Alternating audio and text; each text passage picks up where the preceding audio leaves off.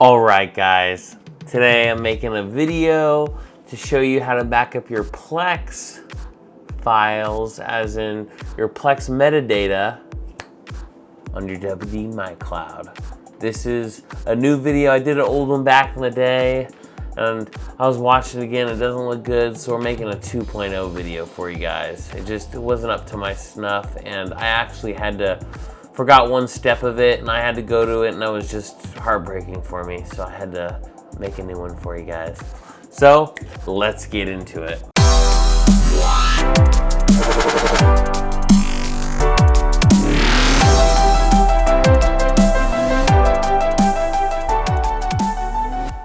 All right, guys.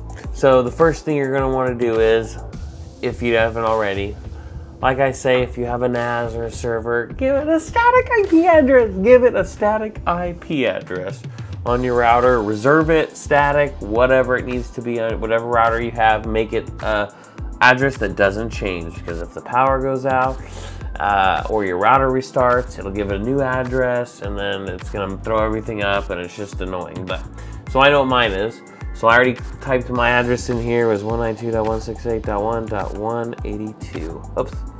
192.168.1.182. Enter. Boom. Here we go. Put my password into my cloud. And this is for my cloud OS 5, of course. This is the new one. There we go. So I'm in. So the first thing you're going to want to do once you log in is you're going to want to stop Plex running. So click Plex, and we're going to hit turn off app. So it's the server that's running Plex is off, basically. This is what I mean when it's a Plex server. Plex media server is off. It's not running because when we back up data, we don't want it to be creating new data and stuff. Otherwise, it just goes wonky, and you don't want that. So then what we're going to want to do is we're going to want to go to our settings. And we're gonna want to go to our utilities. No, sorry, network, sorry. Network. And we're gonna wanna go to SSH, and we're gonna turn that on. Yes, we agree. And once we're done with this whole thing, you're gonna wanna log back into your server itself and disable SSH. And that noise, I don't know if you heard it from my phone, went off, telling me my Plex server's down. That's in another video, Uptime Kuma, how to get notifications when stuff in your house or your server's down or wherever you are in the world. Pretty cool. All right, so SSH. So it's on now. We're gonna hit configure, and we're gonna get a password. We need a password. Let's make it right now. Boom.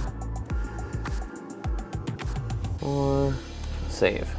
Updating and done. So this is done. We're done with the server for now. So now, what you're going to want to do is you're going to want to go to Google, and you're going to want to type in WINSCP, hit enter. And it'll be the first link right there. You hit download. Download the Windows version, or if you're using something else. Getting onto it. Okay, I just want to show it's already installed, but I'm going to install it again, knowing that it's not a bad program. Accept. Full upgrade, yep. Install. Perfect. Don't need that. Launch the application. Boom. We're in. Perfect. So now, we can close this out. We're done with this. Whoop.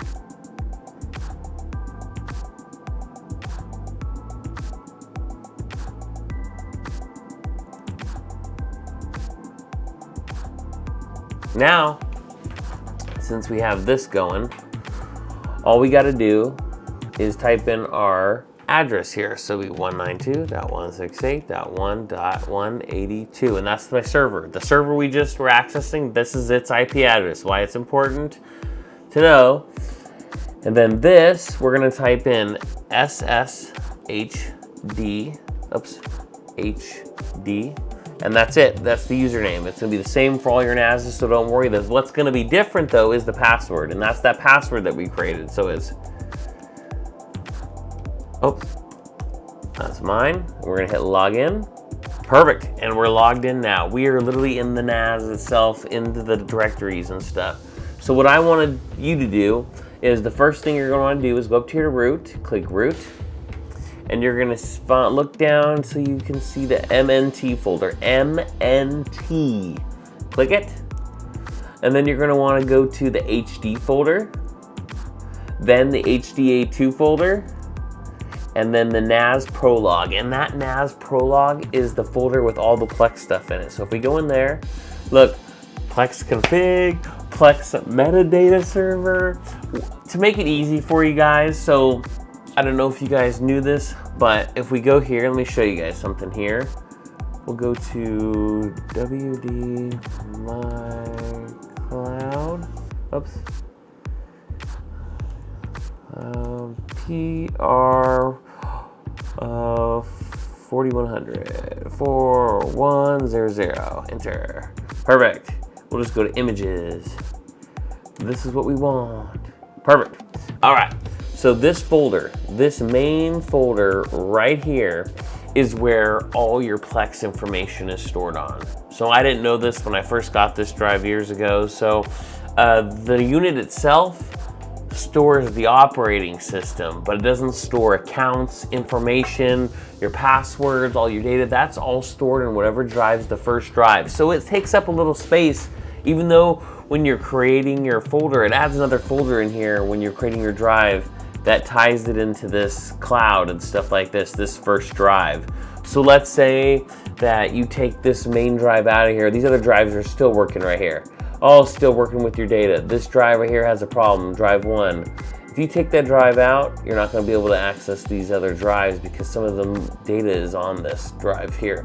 So I replaced that with an SSD, and all it is just my Plex. This whole thing is just Plex server. That's all it is. There's nothing else other than Plex. So I replaced that drive with an SSD and made this my movies drive. But I wanted to make sure my movies drive was, the Plex data and Prologue was all off it, so I just formatted it. I have a backup, I have offsite storage, so it didn't matter to me. But this would be helpful for you guys in case you guys are saying, hey, I would do it too, is if you wanna make your drive bigger, a bigger hard drive. That's where it's important too. So let's say that you're like, I don't need an SSD, I don't care about this, it's just movies, this main drive can be my movie drive. Let's say you start this machine for new, because it would be from new if you format that drive or get a new drive in there. It's not gonna have your Plex data on it. So what you would first do was set up your drive, set up all your users' accounts, and then before you do Plex, you would drag all your movies from your external NAS or another server that you have, or your little USB thing that you plug hard drives into. Put all the movies back here, make sure it's the exact same way. That's why it's good to have exact same way in one as the other.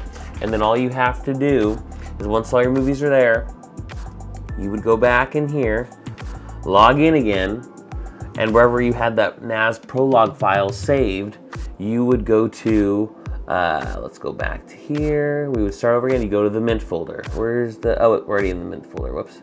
Go to root, okay. We go to the Mint folder. Then we go to the HDD folder. Then we go to the HDA2 folder, and you would just drag that NAS Prologue in here. That's all you would do. If there was already one in here, just delete that one, put it in, then you install Plex. So then you would install Plex, and then we go to our NAS again. We'll go back to here, and then you would go back to here, and you would turn Plex back on. Boom. And the only thing you might have to do, you might not, I forget, you might or you might not, is just do the app configuration again, configure. It just basically is doing the handshake with Plex again with your server. That's all it is. And then you should be rocking and rolling, my friends. Hey, first of all, if you guys like these videos, like, subscribe, and hit that bell notification so you guys don't miss any of my videos. But hey, yeah, and then that's all. And then of course, like I said before too, you guys need to go back to network and go down and turn off that SSH. And turn off that SSH, and you guys should be rocking and rolling, and you guys will be able to get all your server stuff and whatever. So like, This NAS prologue thing too, oh, it's off right now. That's right, it's off, that's fine. But yeah, that's all you gotta do. So when you're here at this page, let's just pretend this was still up with the NAS. All you would go do here is select what drive you wanna do it to, or you could literally just drag something to your desktop from here, the NAS prologue file. So if I go back again, let's show you again, just to do it again. We're gonna go to our settings. Oh, we gotta turn our Plex off first. Remember that, turn our Plex. Turn it off. Go to our settings. And we'll go to network. SSH, and since I'm not gonna recreate the password, it should be the same password. Hit OK. Updating. Then I'm gonna go back here again. And I'm gonna make sure I'm gonna restart this over again. Boom. Okay, there it is, 192.168.1.182. And then the username, I go SSHD again. My password. Hit login. We are in again. And then we go to our root up here. We want to go to the MNT folder. HD2. There's that NAS prologue. Now if I wanted to, I could literally just grab this folder to the desktop and start it. And look, it's gonna go right to the desktop now. It's gonna first do this for a while. Like, I'm not gonna let it just sit here and do it. It could take like 30, 40 minutes, and I'm not gonna do that. So it's basically what it's doing first. It's creating the path, scanning all these folders that it needs to back up, and kind of calculating, kind of like in Windows where it has to sit there. It just takes a little longer for this file. It might be 16 gigs, 11 gigs, so it could be less, just depending on how much movies and stuff you have, of all the arts and everything. And then all you gotta do is just wait, and then once it's done, it'll say completed, and then the time, it'll have a time that'll start showing here, and then that's it. So yeah, I'm just gonna exit it out right now. It's calculating right now. Yes, no, no. We're gonna overwrite the existing file index. Yes, just whatever, yes, yes. Never ask me again. There you go. Boom. Okay, so then it would start. See, then it would start. Because I canceled it. Let it go through. Don't do it like I did. I'm going to cancel it out. I don't want it to go, so it's done. We're done. Yes. Yes. Cancel it. Yes. Yes. There you go. It's done. Now it's prologue. See, it was already going there. And then if you go in here, it'll show your Plex and media data, but I canceled it early. So yeah, like I said, you can definitely cancel it earlier. And remember, always empty your recycle bin. I hate seeing stuff recycle bin once it's in there. So yeah, that's all you really got to remember is just, yeah, it's that simple and that easy. And like I said again, I got to go back to my NAS now, and I got to turn off SSH. I'm going to go to apps, Plex, turn it back on, and Plex is back on now. And the reason also too is this NAS isn't even connected to the internet. Like I said, cloud access is disabled. This is just a Plex server, low energy efficient. It just kicks butt. And if you want to even see my shares, look, anime, Dragon Ball Z, Publix disabled, and TV shows. That's all this X does. And if you want to see my storage, J-Job, I don't have any RAID because I all have offsite cold storage of all of these in a little suitcase too. So if I go to disk status right here, you can see my disks, my 8 terabyte, 4 terabyte, and 8 terabyte are right here. And I have one extra space on this drive. This one needs to get an SSD too. I will eventually do a 2.5 inch. And the reason why is because I put data center grade SSDs in here, so they're a lot more expensive than regular ones, and they have power off safe, so if the power goes out, I don't have to risk of, if they were doing something, losing data. So pretty cool too. Power loss detection on those SSDs, they have that, so it's pretty freaking awesome. But yeah, this my other NAS already has it because I have 2 of these. And the reason why I have 2 Plex servers, if you didn't know, it's one thing I hope that Plex will one day fix is certain, like, you know, we don't all have unlimited data all the time. I could pay for it, but I shouldn't have to. But it kind of sucks when certain files, like movies, I'm like, okay, I could stream those full blast, but then TV shows are just too big, and the file sizes are just so huge. And if I were to put remote stream and put it to maximum quality of my data cap of my data from my internet provider, would go up to the roof. But instead of being able just to say, hey, this one TV show's library on Plex, I just want to make that transcoding remote play quality down lower, and then I could select different folders. That would be awesome, but they don't have to. It goes by server, so if you limit the remote streaming, it has to be that whole server and every drive and every file that's in there. It's just not one, so that's why I have 2 servers. So yeah, that explains it. But hey, I hope you and your family are having a rock and rolling day. Peace out. I'll catch you in the next one. Sorry for my ramble.